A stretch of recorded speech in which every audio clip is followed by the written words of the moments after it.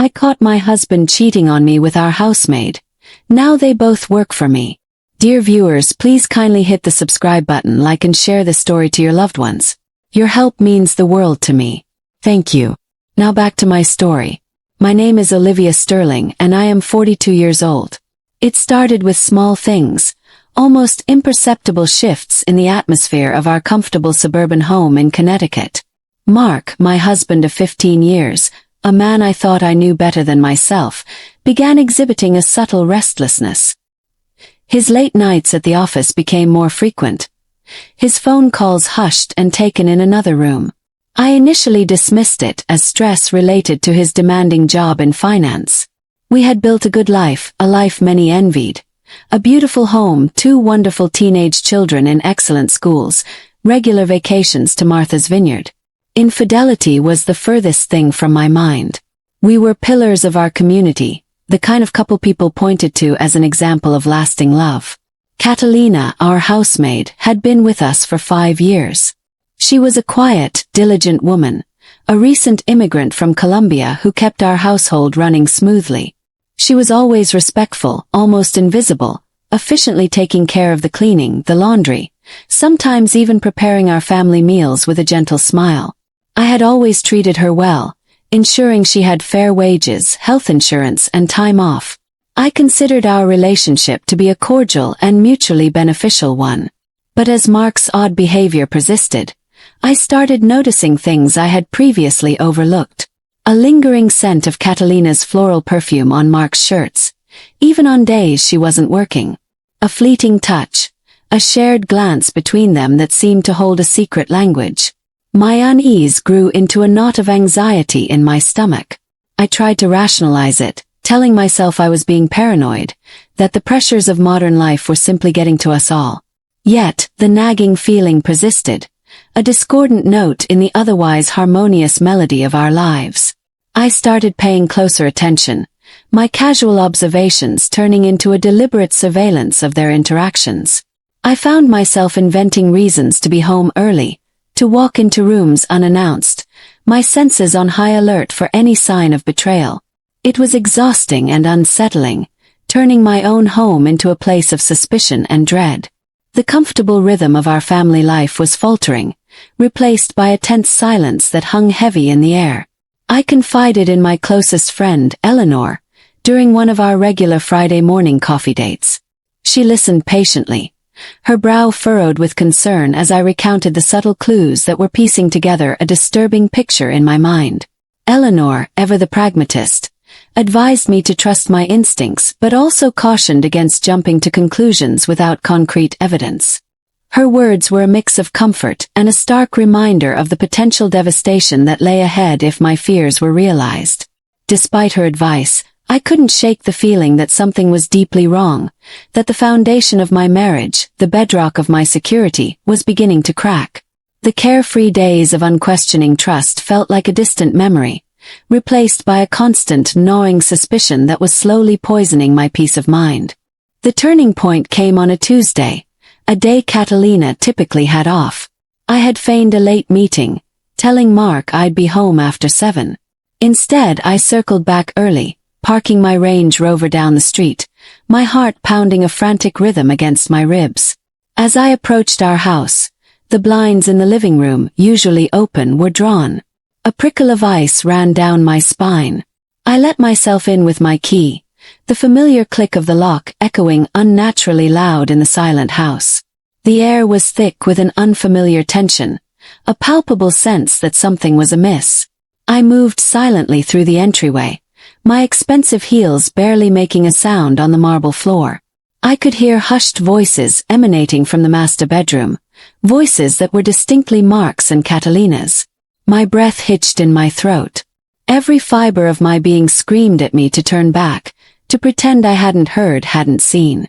But the Olivia Sterling who had built a multi-million-dollar interior design firm from scratch, the woman who had always faced challenges head-on, pushed through the fear. With a resolve that surprised even myself, I pushed open the door to our bedroom. The scene that unfolded before me was a tableau of betrayal. Mark and Catalina were there, in a compromising position, their faces contorted in shock and immediate guilt as they saw me. The air was thick with unspoken accusations, the silence deafening. My carefully constructed world shattered into a million pieces. The anger, sharp and incandescent, quickly consumed the initial shock. What in God's name is going on here? My voice, though trembling, cut through the stunned silence like a sharpened blade. Mark stumbled back, his face ashen, while Catalina, her eyes wide with terror, pulled her uniform back into place, her hands shaking uncontrollably. Mark stammered, incoherent apologies tumbling from his lips, trying desperately to piece together an explanation that simply didn't exist. Olivia can explain. It's not what you think. His words were hollow, ringing false in the wreckage of my trust. Catalina, meanwhile, stood frozen, tears silently streaming down her face, a picture of shame and despair. There was no denying the truth laid bare before me. "Don't you dare insult my intelligence, Mark," I seethed, my voice dangerously low. "It is exactly what I think. What I know." The weight of their deception pressed down on me, heavy and suffocating. I demanded answers, a torrent of questions pouring from me, fueled by years of shared history and now, searing betrayal. "How long? Why? How could you, both of you, do this to me? To our family?" Mark, defeated, finally confessed. It had been going on for nearly a year, a secret life conducted under my very nose in our own home. He spoke of loneliness, of feeling neglected, of Catalina being understanding, words that felt like daggers to my heart. Catalina, between sobs, confirmed his story, her voice barely a whisper as she admitted her part in the deceit, citing financial desperation and fear of losing her job as her initial motivations, which then spiraled into a deeper, entangled mess. The raw honesty, though painful, brought a perverse clarity. There was no denying the extent of their betrayal. The air was thick with the bitter taste of broken vows and shattered trust. The beautiful facade of my perfect life crumbled, revealing the ugly truth beneath. I felt a profound sense of loss, not just for my marriage, but for the innocence of my own perception, for the reality I had so carefully constructed. The betrayal cut deeper than any physical wound, piercing the very core of my being. The immediate aftermath of the confrontation was a chaotic blur of raised voices, accusations, and desperate pleas. Mark, utterly broken, begged for my forgiveness, promising to do anything to salvage our marriage, invoking our children, our shared history. Everything he knew would wound me most deeply. Catalina, a sobbing mess, simply repeated that she was sorry, that she knew she had made a terrible mistake. For a moment, a fleeting, dangerous moment, I considered the nuclear option. Divorce, firing Catalina, erasing them both from my life entirely. The thought was tempting, offering the sweet release of vengeance. But as the initial surge of raw emotion began to recede, a cold, calculating clarity settled over me. I looked at Mark, this man who had betrayed me so profoundly, yet was still the father of my children, a man whose financial acumen was undeniable, even if his moral compass was utterly broken. And then I looked at Catalina, terrified and vulnerable, yet possessing a diligent work ethic that had kept my household running smoothly for years. The practical side of my brain, the businesswoman who had built an empire from an idea, started to whir. What if there was another way? A way to reclaim my power, to turn this devastating betrayal into something that benefited me, rather than diminished me. "Get dressed, both of you," I said, my voice surprisingly steady, devoid of the tremor it had held moments before. "And meet me in the study in 10 minutes. We're going to talk. And I promise you, neither of you will like what I have to say." The threat in my tone was unmistakable, and they scrambled to obey. In the study, a room usually reserved for quiet contemplation and business calls, the air was thick with palpable dread. I sat behind my large mahogany desk, adopting the posture I used for tough negotiations with demanding clients. Mark and Catalina sat opposite me, two nervous wrecks, barely daring to meet my gaze. "So," I began, my voice clear and authoritative, "we have a problem. A very significant problem. And contrary to what you might expect, I am not going to throw either of you out. Not yet, anyway. Their heads snapped up, expressions of bewildered relief warring with utter confusion. Mark, I continued, directing my gaze solely at him. Your indiscretion has cost us dearly, but I'm not foolish enough to deny your talents. You're good at what you do, exceptionally good. And Catalina, I turned to her, my eyes piercing. You have proven yourself to be a loyal, if misguided employee in many respects. You understand the inner workings of this household like no one else. I paused, letting my words hang in the air, allowing them to hope, and then crushing that hope with the weight of my conditions. Here's my proposal, I stated, leaning forward, my voice dropping to a low, intense tone. You both stay. Mark, you will continue to manage my personal finances, but every single transaction, every investment, every penny, will be subject to my direct, explicit approval. Your entire financial life, personal and professional, will be an open book to me. And your salary, it's now halved, effective immediately. Consider it reparations. Furthermore, you will vacate the master bedroom and move into the guest room. Your role as my husband, for all intents and purposes, is suspended indefinitely. You are a financial advisor and a father, nothing more.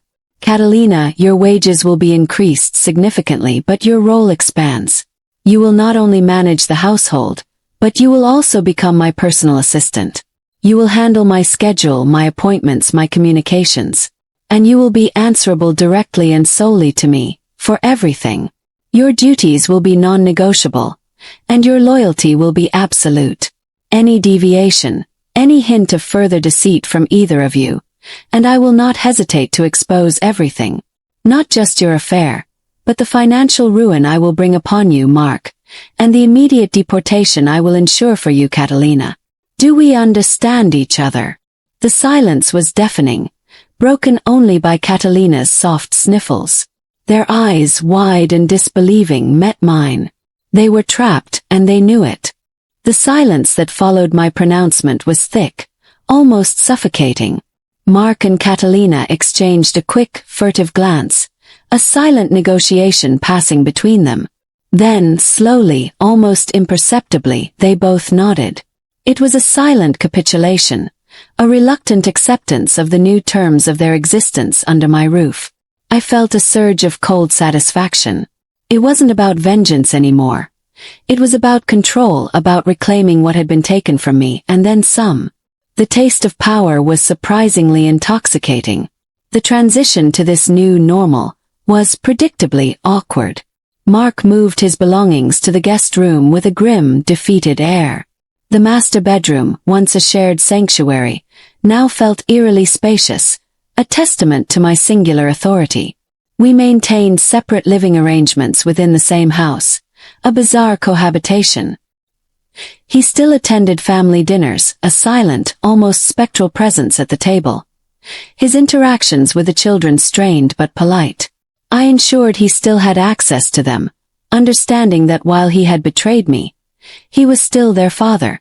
My children, oblivious to the true nature of the shift, simply noticed that Dad was staying in the guest room for a while. I fabricated a vague story about Mark needing quiet space for a big project, a narrative they accepted with the easy credulity of teenagers engrossed in their own worlds. Catalina, on the other hand, embraced her new role with a surprising efficiency that bordered on zeal. Perhaps it was the significant pay raise, or perhaps the fear of deportation was a far more potent motivator than any lingering affection for Mark. She became my shadow, anticipating my needs before I even voiced them. My schedule, once a chaotic array of handwritten notes and forgotten appointments, became a meticulously organized masterpiece. My emails were filtered, calls screened, and errands completed with an almost military precision. She handled everything, from coordinating my complex travel arrangements for design conferences to ensuring my favorite blend of coffee was always brewing exactly when I wanted it. Her diligence was undeniable, her presence a constant, if unsettling, reminder of the circumstances that led to this arrangement.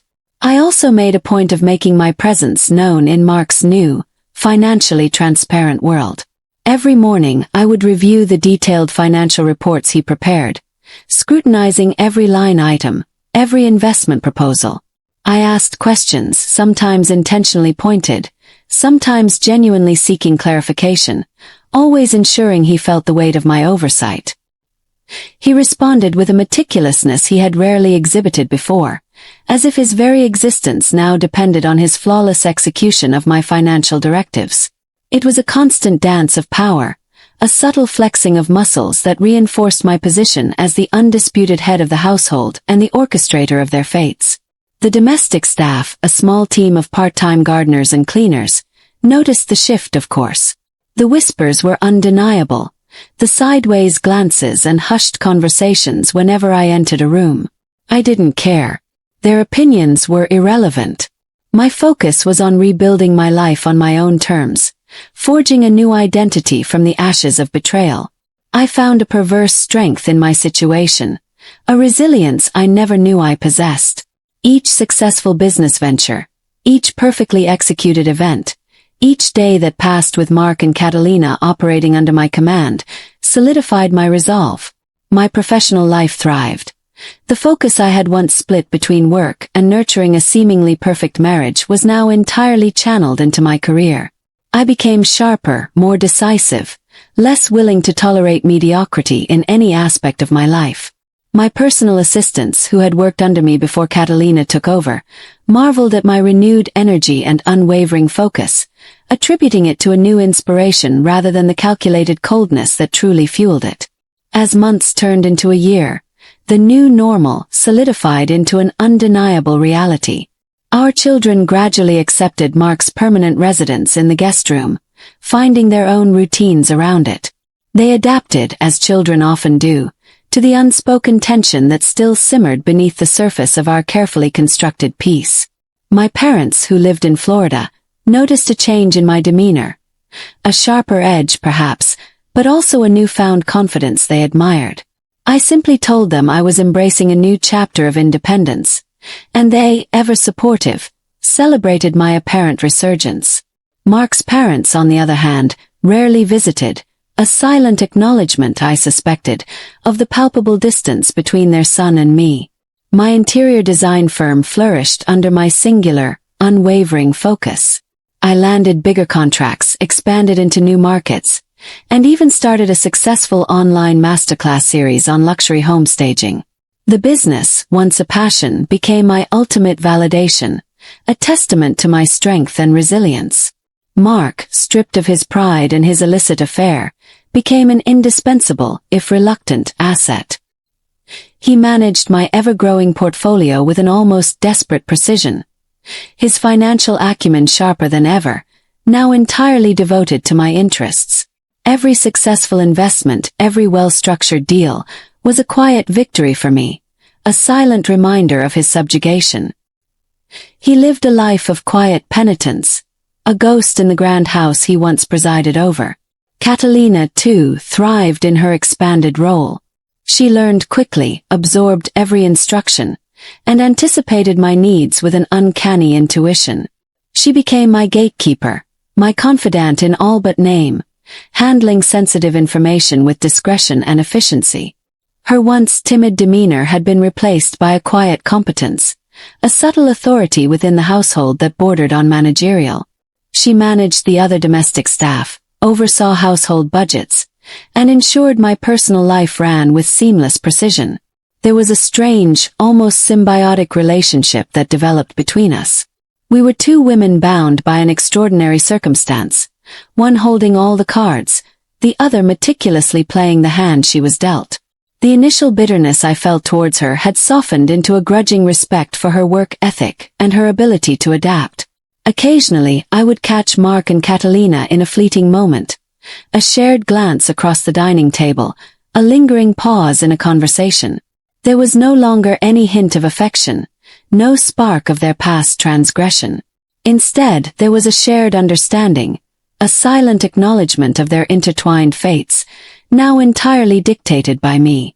They were two employees working in concert for their employer, their past a silent scar that only I could see. My children remained blissfully unaware of the true narrative, growing up in a home where their father was a diligent financial manager and their housemaid was a remarkably efficient personal assistant. My life, once defined by a conventional marriage, had morphed into something entirely unexpected. It was a life of power, control, and unapologetic self-interest. I had taken the wreckage of my betrayal and rebuilt it into a fortress of my own design, a testament to my ability to not just survive, but to truly conquer. I had my children, a thriving career, and two individuals who, in their own unique ways, were now working entirely for my benefit, their destinies intertwined with mine, but utterly at my command. The moral lesson here is that sometimes, even in the face of profound betrayal, one can find a path to unexpected strength and redefine what true control looks like, transforming pain into an unlikely source of power and prosperity.